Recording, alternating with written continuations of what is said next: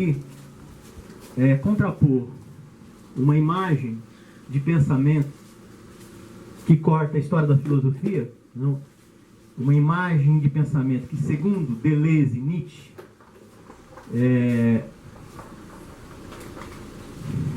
faz uma crítica implacável, né, que seria a imagem dogmática, ortodoxa, imagem moral do pensamento. Né, e contrapondo essa imagem, né, essa imagem que começa com Sócrates, Platão, e vai até Hegel, né, Deleuze fala, a partir de Nietzsche, né, é possível pensar uma outra imagem para o pensamento, para a questão, o que é isto, a filosofia, o que significa pensar, né, no caso, uma imagem intempestiva, um filósofo intempestivo e uma filosofia extemporânea. Basicamente, meu trabalho aqui vou procurar contrapor essas duas imagens de pensamento que têm implicações que nós poderíamos colocar os dois extremos da história da filosofia. A filosofia que começa com Platão, enquanto metafísica, né, e chega ao máximo das suas possibilidades de realização, né, com as inversões, aqui eu vou me valer de Heidegger, com a inversão do platonismo, com a destruição da metafísica, mas isso ainda seria, digamos, em termos de Heidegger e não de Deleuze, a história da metafísica, que é a posição de Nietzsche, de uma ponta a outra. Né? A metafísica, digamos, começa com Platão e termina com Nietzsche, nas inversões da destruição da própria metafísica. O Deleuze, ele coloca que essa imagem moral, dogmática, ortodoxa de pensamento vai até Hegel. Né? Nietzsche possibilitou, abriu a filosofia, o próprio pensamento, né, para outras possibilidades. Eu vou só me adiantando aqui, né, boa parte da minha apresentação estou me apoiando em Deleuze, né, uma interpretação potente de Deleuze, né, nos escritos A Diferença e a Repetição, Nietzsche e a Filosofia. Essa imagem dogmática da filosofia, né, ortodoxa da filosofia, imagem moral do pensamento, cito Deleuze, concebe o pensamento como um exercício natural de uma faculdade, no pressuposto de um pensamento natural, dotado para o verdadeiro, em afinidade com o verdadeiro, sobre o duplo aspecto de boa vontade do pensador e de uma natureza reta do pensamento. Fim de citação. Portanto, poderemos então, em formas de teses, né, desdobrar os pressupostos implícitos, né, os postulados implícitos, segundo Deleuze, desta imagem de pensamento. O filósofo é aquele que busca e ama o verdadeiro. O pensador, enquanto pensador, quer e ama o verdadeiro. Daí a veracidade do pensador. 2. O pensamento é exercício natural de uma faculdade. 3. Há uma afinidade entre pensamento e o verdadeiro. 4. Para pensar bem e para pensar verdadeiramente é preciso um método. Pelo método, nós conjuramos o erro. 5. Né? A natureza reta do pensamento, no sentido de que o pensamento possui formalmente a verdade, seja ao modo do inatismo da ideia ou a partir de um a priori dos conceitos. Quer dizer, a natureza reta do pensamento. 6, retomando, a boa vontade do pensador, no sentido de que esse deseja, né, a deseja materialmente. Quando Nietzsche, segundo Deleuze, se interroga sobre os pressupostos mais gerais da filosofia, de serem eles essencialmente morais, pois só a moral é capaz de nos persuadir de que o pensamento tem uma boa natureza e o pensador uma boa vontade. E só o bem pode fundar a suposta afinidade do pensamento com o verdadeiro. Ora, com efeito, quem senão a moral e este bem que dá ao pensamento, né, o verdadeiro e o verdadeiro o pensamento? Né?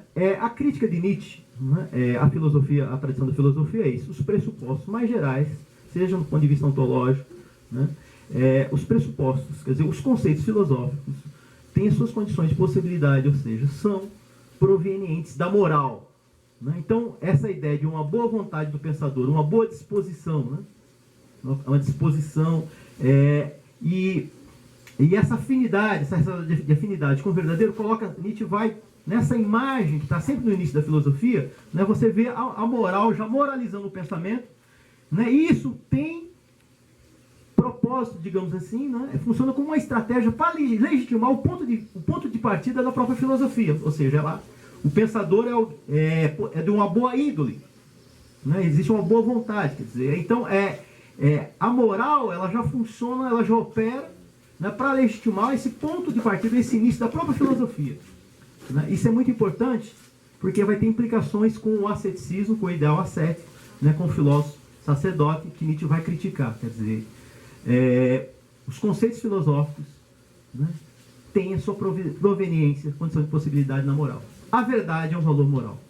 Mas vamos lá, vou prosseguir aqui.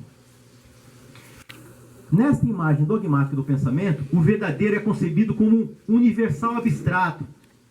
Jamais se refere às forças reais que o constituem enquanto pensamento. Ou seja, nunca se refere às forças que se apoderam do pensamento, que fazem do pensamento um agenciamento de forças. Ou seja, o pensamento não é o exercício de uma faculdade natural. O pensamento, ele é apoderado por forças. As condições de possibilidade do pensamento, né, implicam uma tipologia de forças.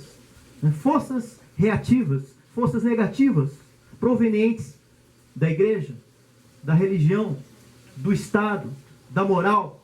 Né? Ou seja, as condições de possibilidade do exercício de pensamento não brota de uma interioridade, de um logos, de uma ratio, de uma racionalidade e das faculdades de entendimento da razão. Ou seja, o pensar que é ativado é engendrado no pensamento, quer dizer, algo nos faz pensar, quer dizer, o que o pensamento é produto de uma violência. O que é mais originário no pensar e no pensamento, né, é a violência, é o arrombamento.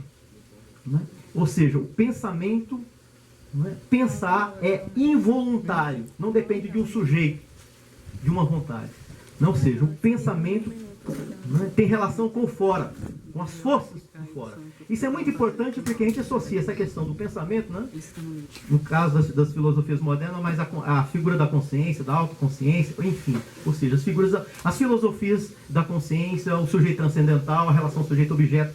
Né? Então Nietzsche vai desmontar e desconstruir, eu falei, esse próprio sujeito que se constitui ao modo da subjetividade é um mero efeito, algo desdobrado das relações de poder, relações de forças reais e que se apoderam do indivíduo e o constituem enquanto sujeito.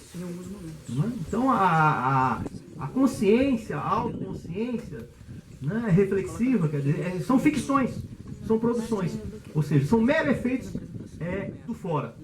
O que acontece com a nossa filosofia moderna, na nossa tradição? Nós tendemos, nós partimos de um isolamento, quer dizer, o pensamento o pensador ele pensa por si só, né, a partir de si mesmo, ou seja, e Nietzsche vai, né, perguntar pelas condições de possibilidade de emergência da filosofia e da própria atividade filosófica, né, reenviando, né, se a gente quiser, esse sujeito, as forças reais que se apoderam, e as forças reais, isso que é muito importante, que eu vou prosseguir aqui, né, diz respeito a forças reativas, negativas, né, por isso que Nietzsche vai fazer essa crítica, né? Falar, a filosofia ela está sobrecarregada de valores morais, né? Impregnada, quer dizer, uma das tarefas, e uma das mais urgentes, né? uma das tarefas do pensamento é liberar, né, o próprio pensamento da moral. Está impregnada, quer dizer, impregnada, saturada de valores morais. E esses valores morais acabam legitimando, né, o próprio filósofo, o próprio exercício da filosofia, né, e que na sua relação com o asceticismo e os ideais ascéticos, né, tem implicações aí, que é o que eu vou tratar depois, daquilo que eu estou chamando das máscaras e dos disfarces, né, que estão ali operando para justificar a filosofia, o exercício da filosofia e daquele que a pratica. Né? O filósofo mascarado. É verdade, veja bem, o filósofo mascarado, né, tem relação com essa imagem dogmática, moral do pensamento, né, com aqueles postulados implícitos, né, que o Nietzsche, que Deleuze, né, procura sistematizar, sintetizar a partir da leitura de Nietzsche. Então, o filósofo mascarado, né, é verdade que existe uma mistificação propriamente filosófica, a imagem dogmática do pensamento e a caricatura da crítica testemunham-no. A mistificação da filosofia começa a partir do momento em que ela é agenciada pelas forças reativas do Estado, da Igreja, da moral e se incorpora aos poderes estabelecidos. Ou seja, a filosofia a serviço do Estado, da Igreja, né? Os filósofos profissionais, né? Os colecionadores dos valores em curso, né? Que Nietzsche vai denunciar são expressões. Os operários da filosofia sempre trabalhando, prestando o seu serviço para o Estado. Né? Isso que é a mistificação própria da filosofia. E o ideal ascético, o asceticismo, né? Que eu vou desdobrar mais à frente, né? As máscaras de que se vale o filósofo, oculto, encobre, né? Essa parceria, né, do filósofo com os poderes estabelecidos, instituídos. Né? Mas vamos lá. Por filósofo mascarado, Nietzsche compreende um tipo bem preciso e bem sucedido de filósofo. O filósofo reativo, o sacerdote ascético, o adivinho, o religioso em geral. É aquele que se mascara com a sabedoria para sobreviver. O amigo da verdade. Sob diversas máscaras, ele chega mesmo a tomar ares nobres, inteligentes e superiores, ares de pensador. Viver de modo distanciado, estar sempre afastado do mundo comum. Também compõe o ritual das máscaras. E aqui, se vocês me permitem, eu vou ler uma passagem da Genealogia da Moral, em que Nietzsche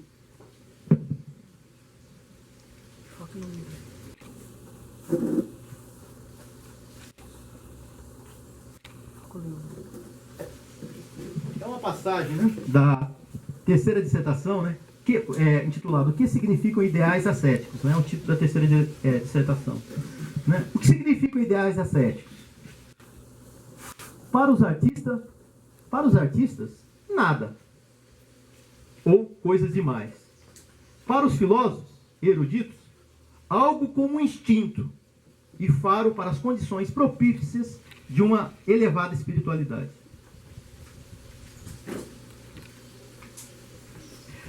Mais à frente. Porém, no fato de o ideal ascético haver significado tanto para o homem, se expressa no dado fundamental da vontade humana, o seu horror ao vácuo. Ele precisa de um objetivo, de um fim, de uma finalidade, de um sentido. Ele preferirá ainda querer o nada a nada querer.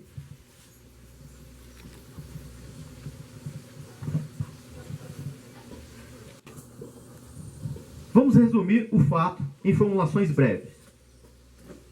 De início, o espírito filosófico teve sempre de imitar e mimetizar os tipos já estabelecidos do homem.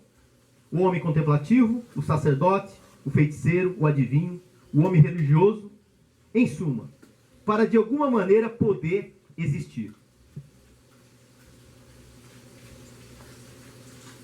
A atitude à parte dos filósofos, caracteristicamente negadora do mundo, hostil à vida, descrente dos sentidos, dessensualizada, e que foi mantida até a época recente, passando a valer quase como a atitude filosófica em si, ela é, sobretudo, uma consequência da precariedade de condições em que a filosofia surgiu e subsistiu, na medida em que, durante muitíssimo tempo, não teria sido absolutamente possível filosofia na Terra sem o disfarce, a máscara do ideal ascético.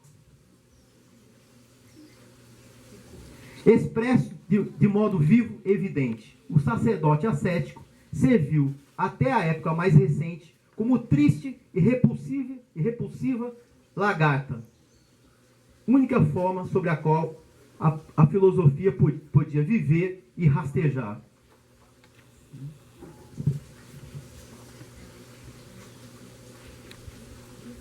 Para Nietzsche, todos esses disfarces e máscaras escondem todas as traições que fazem dele o filósofo mascarado, o filósofo da religião, o filósofo do Estado, o colecionador dos valores em curso, o funcionário da história.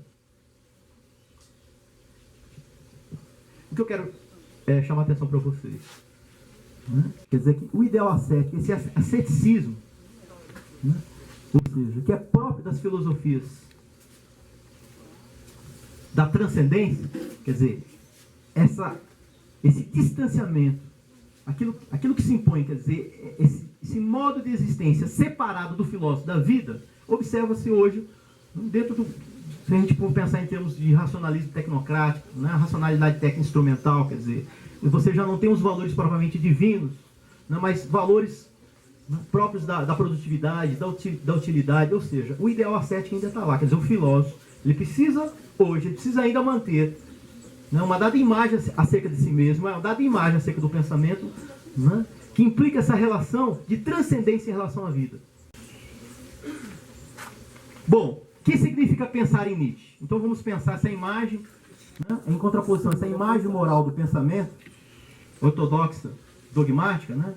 Vamos com Nietzsche, né, algumas indicações, a título de indicações, que seria uma nova imagem de pensamento, segundo Deleuze, essa imagem intempestiva, e uma nova imagem para a filosofia, uma filosofia extemporânea.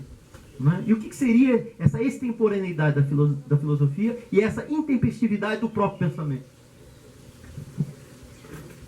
Na relação com o tempo. Né? Bom, vamos lá. Primeiro, para Nietzsche, né? Para essa nova imagem do pensamento. O verdadeiro não é o elemento do pensamento. O elemento do pensamento é o sentido e o valor.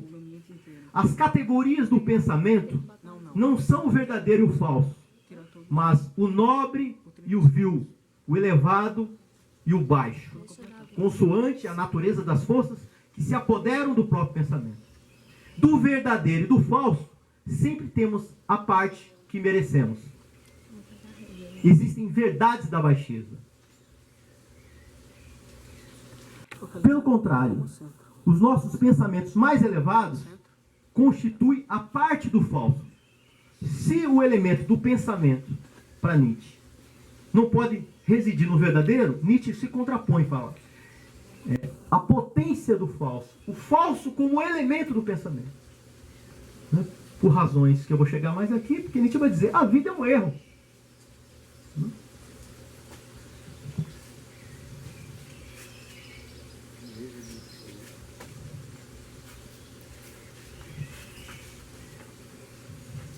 Então, pelo contrário, os nossos pensamentos mais elevados constituem a parte do falso. Daí a potência do falso. Fazer do falso um elevado poder, um poder afirmativo e artista. O poder do falso, a vontade de poder artista. A arte como estimulante da vontade de poder, como estimulante da vida.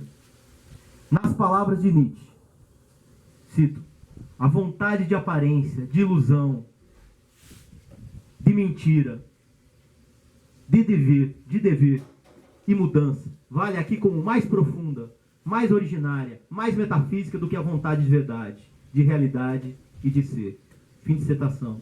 Ou ainda, desde sempre a hostilidade à vida, a rancorosa, vingativa aversão contra a própria vida, pois toda a vida repousa sobre a aparência, a arte, a ilusão, a ótica, a necessidade de perspectivismo e do erro. Fim da citação. A última. O mundo é falso. Há apenas um único mundo, e esse mundo é falso, cruel, contraditório, sedutor, sem sentido.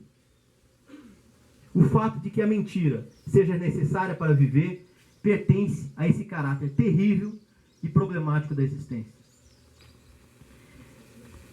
Eu não vou desdobrar aqui, né? Porque eu até trabalhei mesmo numa perspectiva heideggeriana, né? A vontade de poder como arte, né? O que seria essa metafísica do artista, né? Se contrapor à verdade, né? A vontade de verdade própria da metafísica, da filosofia e da ciência, né? E essa vontade de ilusão, né? Essa vontade de sensível, essa vontade de devir, quer dizer, e como Nietzsche identifica, né, no fazer artístico, né, na arte, na obra de arte, né, essa relação de imanência, né, essa relação de imanência da arte, do fazer artístico com a própria vida. Né? Por isso Nietzsche quer deslocar, né, retirar a filosofia, né, na sua relação com a verdade, com a busca da verdade, né, do verdadeiro, e tal como faz o artista, né, que lida, que trabalha com aparência, né, que introduz formas, né, que é capaz de jogar, né, estabelecer um jogo com as formas. Então Nietzsche ele vai pensar, né, digamos assim, uma filosofia, uma possibilidade para a filosofia a partir da obra de arte, né? É daí que ele vai falar os filósofos artistas, né, os filósofos do futuro, os experimentadores, né? Ele vai dizer, o filósofo do futuro ele vai perguntar o que é o belo. Faça-se o belo. Não o que é o belo. Faça-se o belo. Como o artista produz o belo. O artista ele não contempla o belo. Ele não mantém uma relação de contemplação, de apreciação distanciada. Ele não é espectador. Entendeu? Ao estilo de Kant, né? Que exige ao desinteresse. Nietzsche fala, isso aí já é um modo de conceber a arte a partir das forças reativas. Então, o elemento negativo está ali. Quer dizer, Schopenhauer ele vai pegar, né, desde Aristóteles dizendo, são as forças reativas, negativas que se apropriaram da arte. Então Nietzsche vai pensar, né, uma arte não contemplativa, não uma estética no sentido moderno, mas, né, uma arte, né, a partir do próprio fazer, da própria produção artística. Né? E a filosofia, né, a nova filosofia, os filósofos legisladores, os filósofos do futuro, são aqueles que determinam a lei, determinam o valor dos valores. Mas vamos lá. 2. Pensar não é o exercício natural de uma faculdade.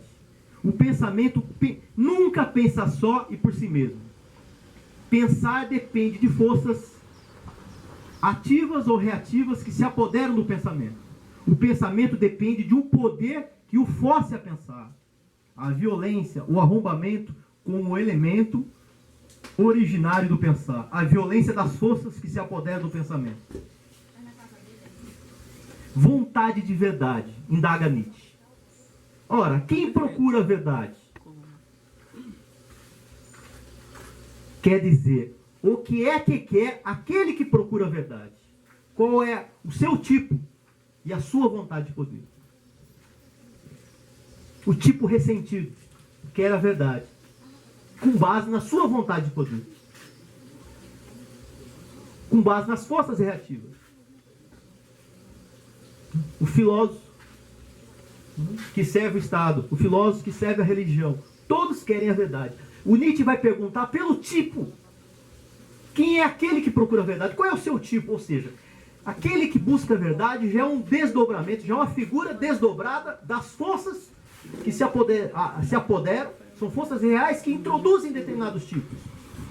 Entendeu? Então você percebe, o Nietzsche ele vai escavar. Quem é que procura a verdade? O que é que quer aquele que procura a verdade?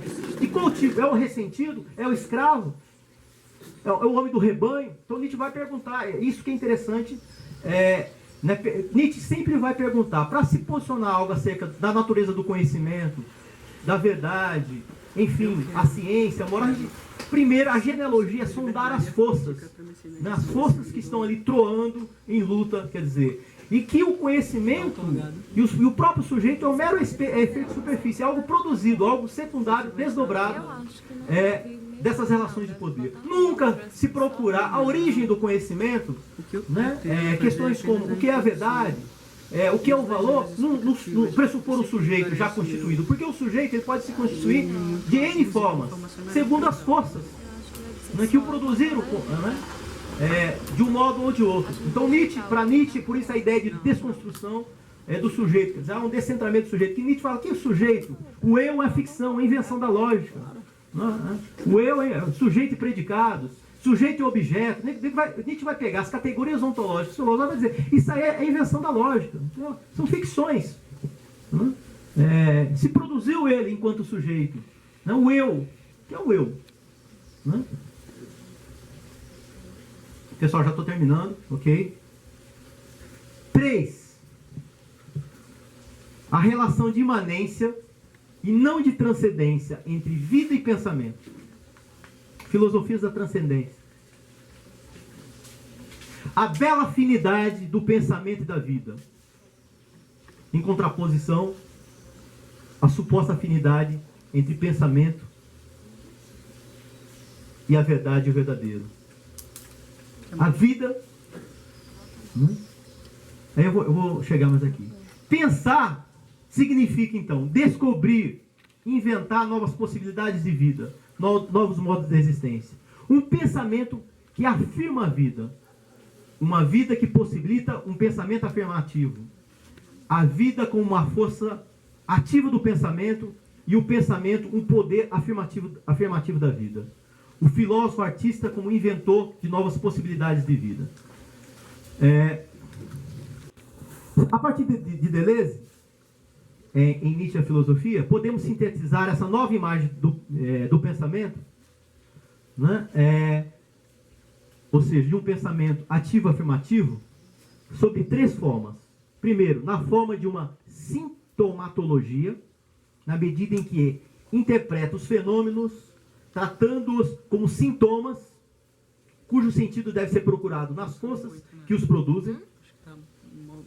Os fenômenos, enquanto sintomas podem ser interpretados a partir das forças reativas negativas ou ativas e afirmativas. Ou seja, o que é um fenômeno? Nietzsche vai dizer o que é o sentido. Sentido, quer dizer, o sentido não é da ordem do desvelamento, da manifestação. Sentido se introduz nas coisas. É uma questão de intromissão, de imposição. A interpretação para Nietzsche não é desvelamento, não é uma revelação. Fenômenos, ocorrências, fatos.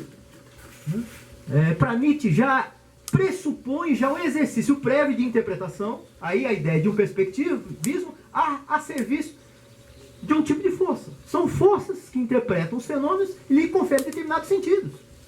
A coisa é bela? É verdadeira? Ela é justa? Ou seu contrário? Isso já é resultado de um exercício de interpretação. O sentido nós introduzimos nas coisas. Não é o sujeito.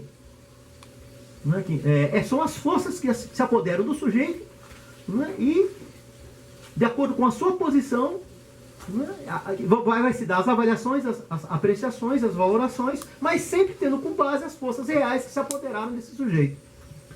Então, é uma sintomatologia. 2. Na forma de uma tipologia, na medida em que interpreta as forças do ponto de vista da sua qualidade. As forças são sempre ativas ou reativas. E sob a forma de uma genealogia, na medida em que avalia a origem das forças do ponto de vista da sua nobreza ou da sua baixeza. E a sua baixeza, Nietzsche está falando na história da filosofia. Que ele chama de baixo, de vil. Está dentro da filosofia. A filosofia ela é baixa. A pobreza está dentro. A besteira, o disparate, está dentro da filosofia. Daí decorre...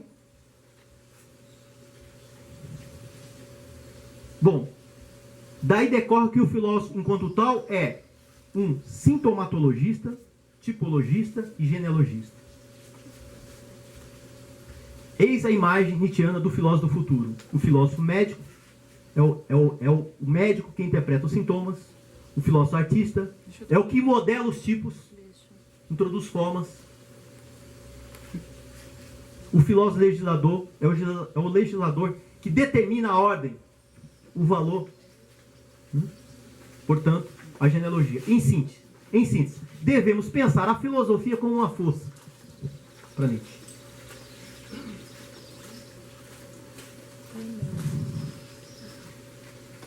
Por fim, então, aqui. Conceito de força. As forças são de 2 tipos. Força ativa, poder de agir, de comandar, ou reativa, poder de obedecer, ou de ser agido. A ideia de uma tipologia das forças, o que move a genealogia, implica uma relação essencial dos tipos, ativo ou reativo. com a filosofia e o pensamento. Questões tais como o que é a filosofia, o que significa pensar, o que é um filósofo, encontram nas forças a sua condição de enunciabilidade. Do mesmo modo, os tipos homens superiores,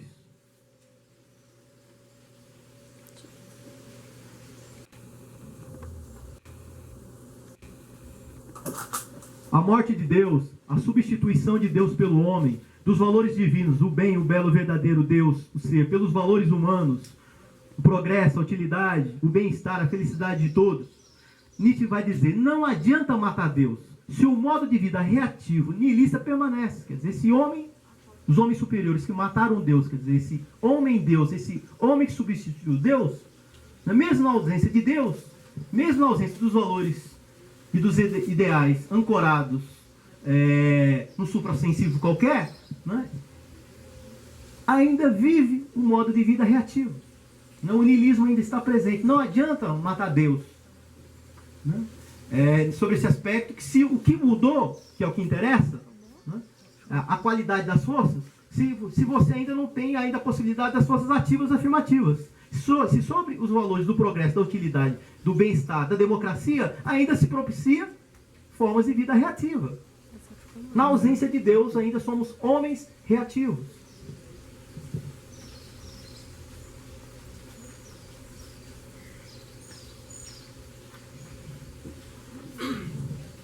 Então eu falei aqui, os homens superiores, que são os assassinos de Deus, o último homem, o homem que quer morrer, ou seja, todos os tipos reativos.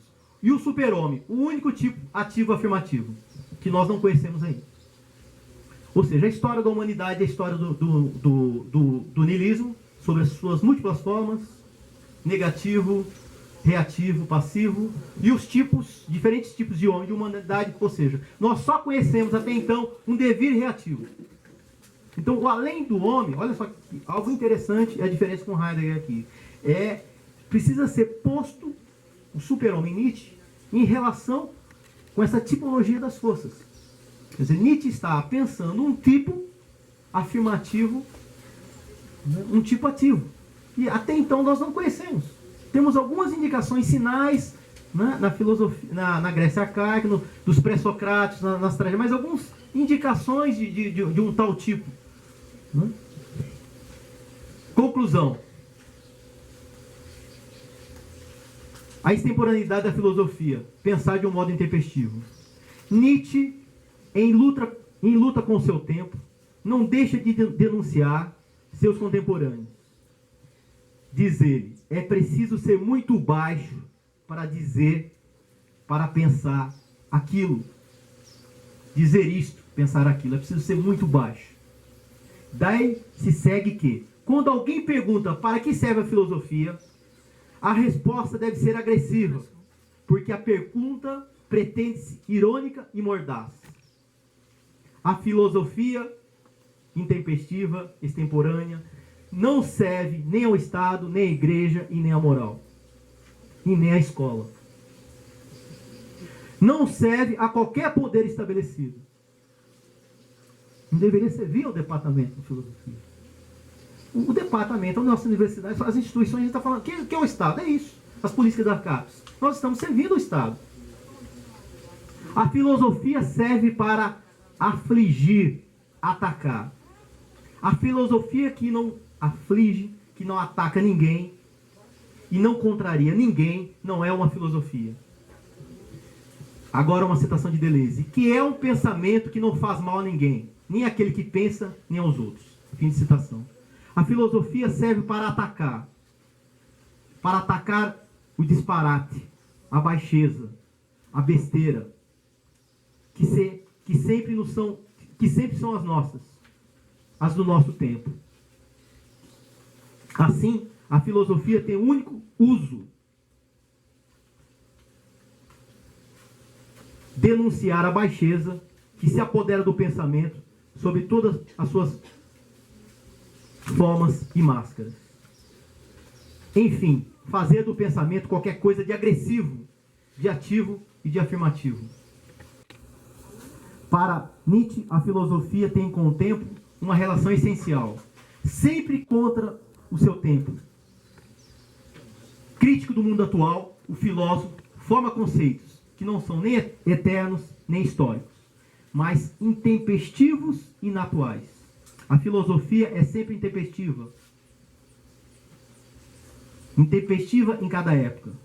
Pensar de modo intempestivo é, citação de Nietzsche, agir de um modo inatual, portanto, contra o tempo, e por isso mesmo, no tempo, em favor, espero, de um tempo ainda por vir. Obrigado.